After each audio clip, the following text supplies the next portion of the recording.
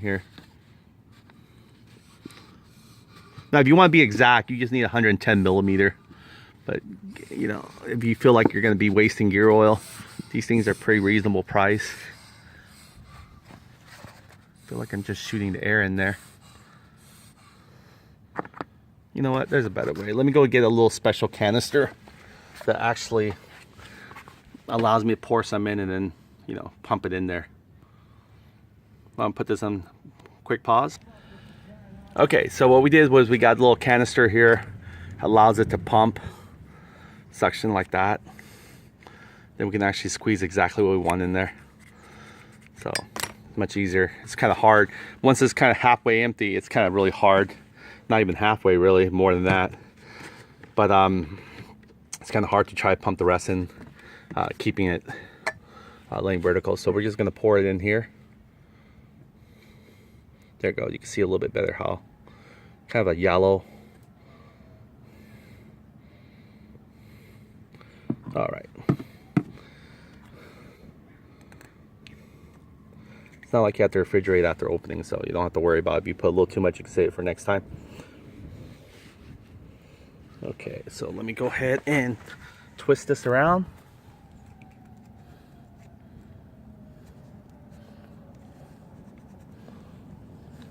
Want to make sure it's leveled and tight.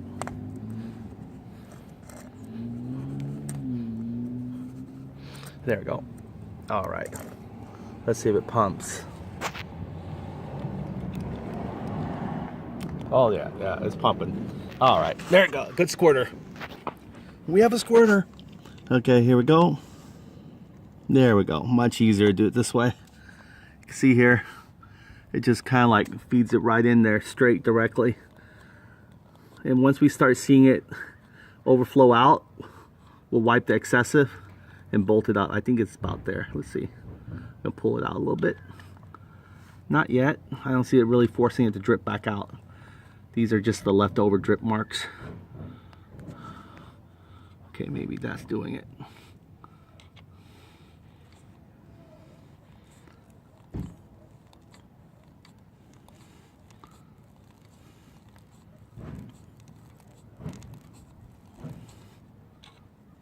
Not yet. Wow, it's very thirsty. Not yet, I guess. So we'll still pump some more in there.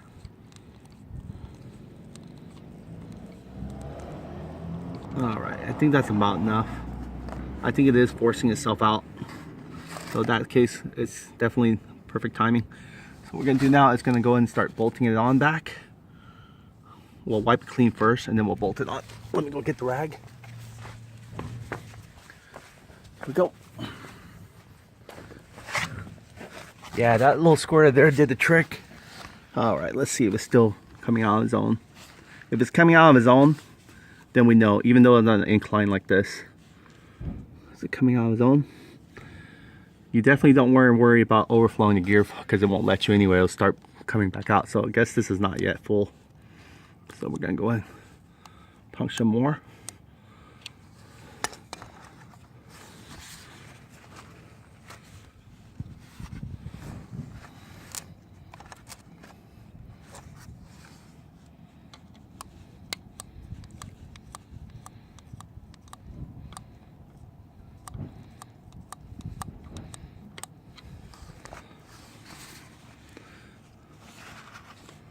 Gosh, looked like it put plenty though.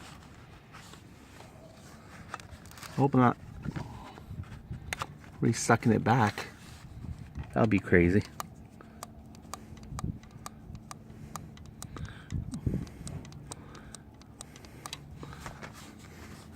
Okay, let's actually see if how much is left in this canister. Remember, we kind of filled it up to the very top of the rim already. So let's see it. Oh yeah, it's leaking back out, so that means it's a good sign. I'm gonna wipe it out, and then let's see if it's leaking out. Okay, that's already wiped out. See how much we pumped in there.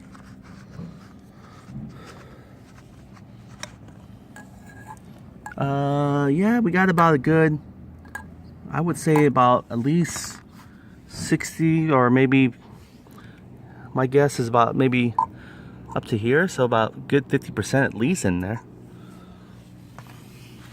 Yeah, it's actually pumping itself out, so that's a good sign. That means it's definitely full. Okay, so we're gonna go and tighten back up. Put this aside here.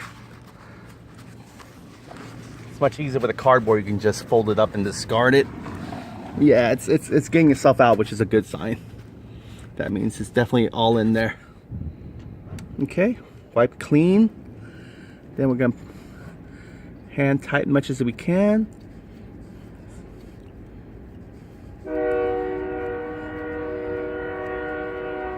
All right, then we're gonna trace it with our ratchet.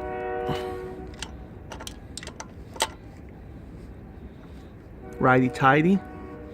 Again, you want to just, you know, just enough tighten it, but not extreme. There we go. It's good. It's very tight now. Awesome. We want to make sure now we can inspect for any leaks. I don't see any leaks. And this is where our drain one is. If it leaks, it'll leak through here especially. And our motor oil, if it leaks through this one, or it just comes right back from that little bottom one right there. But so far, no leaks. And our transmission one, again, this is the crankcase bushing or bearing that we JB weld, and let's see if it's showing inside leak on that side of the JB weld. If you can see here with me. No, I don't see any leaks. It looks pretty good. It looks dry. Yeah, that's just a gloss from the JB weld, and now it's been set there for almost a year now since we last even touched it. So it's nice and dry, it's smooth. All right, so now it's time to put the Chevron premium gasoline in there. And I'm gonna show you how it floats into the carburetor shortly. But meantime, I'm doing that. Again, keep in mind, the only reason why this doesn't need a backflow vacuum, because it actually can suck its own air from the outside, because the cap itself has these vent holes. That means it allows it to suck air from the cap, but doesn't allow air to escape out, or fumes you can say. So here it is. We got this earlier, a few days ago, expecting to put our oil in there now. It's kind of a neat contraption. I could just pour it in there, I think. This is gonna be really messy. All right, let's see if I can do it this way. The normal standard way. I know with a car, it'll feel the pressure here and then it'll release it. So let's see if this will allow us to do the same thing. I don't think I could do it with one hand, but let's see what I can do. Okay, so I'm gonna go and pour some gas in here. Actually, much easier to angle it. There we go.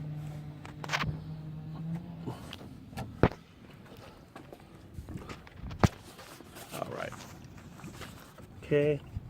I guess I have to squeeze this nozzle or something like this, like right there. So I'm gonna do is squeeze it using a magnified version. See if I can zoom back out. There we go. Okay, so what I'm gonna do is, I guess I squeeze this, or it has to feel like it's, oh, okay. So when I squeeze it in, it feels like the car is pushing. There we go. Whoa. A little messy there. Yeah. There we go. Surely does it. It's like potty training.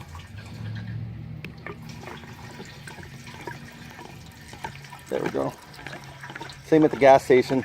You have to angle it because there's a little bar in the middle, which I'm not sure why they put that there. Maybe to prevent from big, huge sludge from going through or what. There we go. Drink up. You hear that gulp gulp? That's from the bucket.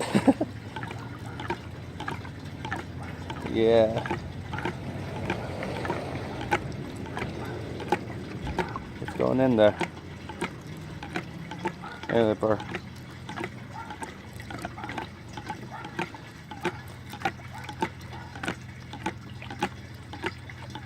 Oh yeah.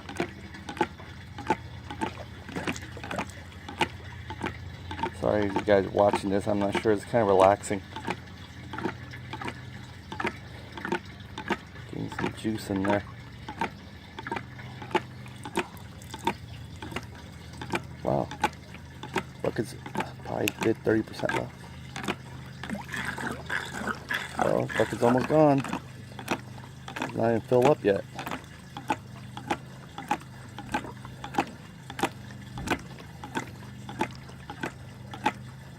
Probably like 1.8 liter or something in there. Less than 2 gallons perhaps.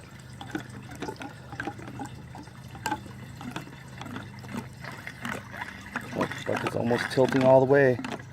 It's almost gone. That's it.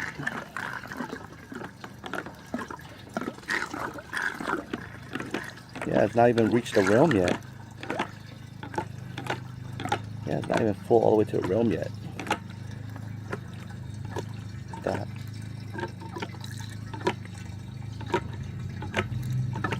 Yeah, still going pretty strong, but it's not all the way there. Ooh.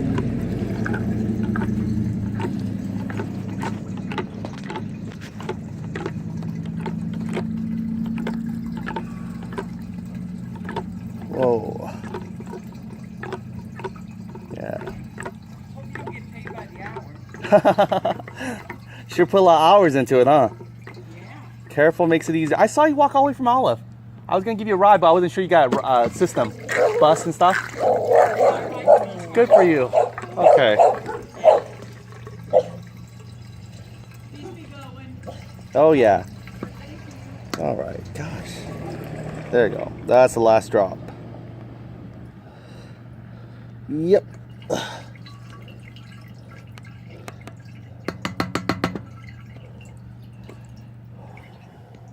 Alright, that's it. I'm not gonna hit her sitting around. Have you guys wait. Wow, that's a lot of. I think it was almost getting ready to be full, but not yet. So close it back up and let the fumes get out too much. So there's it. Wipe it down a little bit. It's good though. A little gasoline's good for cleaning. Ugh. Ugh, wipe it all out. So we got gas in there, we got our transmission fluid in there, and then I just want to share with you guys the battery we're going to be putting in there. Save the best for last, I guess. The battery terminal. We're going to let this sit out to make sure there's no leak before we go ahead and start up the battery and everything. So we're kind of going to set it out for another day. But here we go, I just want to show you the battery we're going to put in. We're going to put in a Shorai battery. It is badass. We kept it because the battery's located in the back seat anyway. Let's see if it opens up here. Yep. There we go. Shorai battery.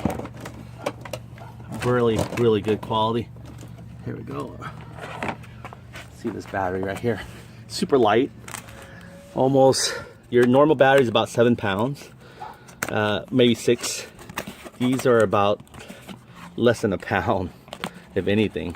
Almost feels like you almost just bought the wrapper. Beautiful Shorai battery. It's actually the same size.